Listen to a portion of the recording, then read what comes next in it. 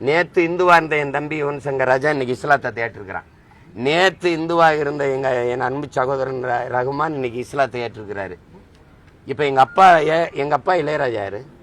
நீங்கள் சொல்கிற இந்து தானே, அவர் பெரும்பான்மை. எங்கள் அப்பாவுடைய பையன் யுவன் சங்கர் ராஜா சிறுபான்மை. உங்களுக்கு என்ன அப்பா பெரும்பான்மை, மகன் சிறுபான்மையா?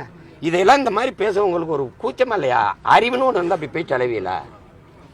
இது என்ன பைத்தகரத்தனமா இருக்கு? இன்னைக்கு இந்துவா இருக்க, நாளைக்கு இஸ்லாமா இருப்பேன், இன்னைக்கு கிறிஸ்தவனா இருக்கேன், நாளைக்கு வேணாம்னு போவேன். ஆனால் நான் இன்னைக்கு தமிழனா இருக்கேன், நாளைக்கு நான் கன்னடனாவோ தெலுங்கனாவோ மலையாளியோ மாறிக்கொள்ள முடியுமா? முதல்ல இதை கற்றுக்கிறேங்க. தமிழர்கள், நாங்கள் தமிழர்கள், ஒரு தேசினத்தின் மக்கள். என்னவா சொல்லணும்னா, எனக்கு முன்னாடி ஒருத்தன் கத்திருக்கான், கத்திருக்கான் எங்க அண்ணன் பழனி பாபா. மொழி இனமாக இந்த சாதி மதமாக பிளந்து பிரிந்து நின்றீர்கள் என்றால் நீங்கள் தனிமைப்படுத்தப்படுவீர்கள், அச்சுறுத்தப்படுவீர்கள்.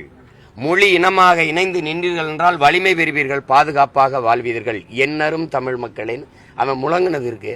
வேணா வலையொலியில தட்டி பழனி பாபா ஸ்பீச்னு போடுங்க, வரும். பேச்சுன்னு போடுங்க, வரும்.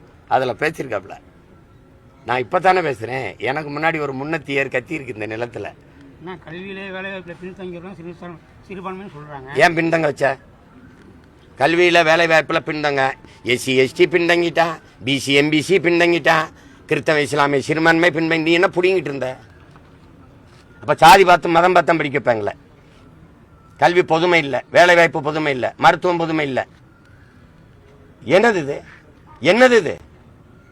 சிறுபான்மையா 70 வருஷமா, விடுதலை பெற்ற 79 வருஷமா சிறுபான்மையா வச்சிருப்பேன். கல்வி கொடுக்க மாட்டேன்.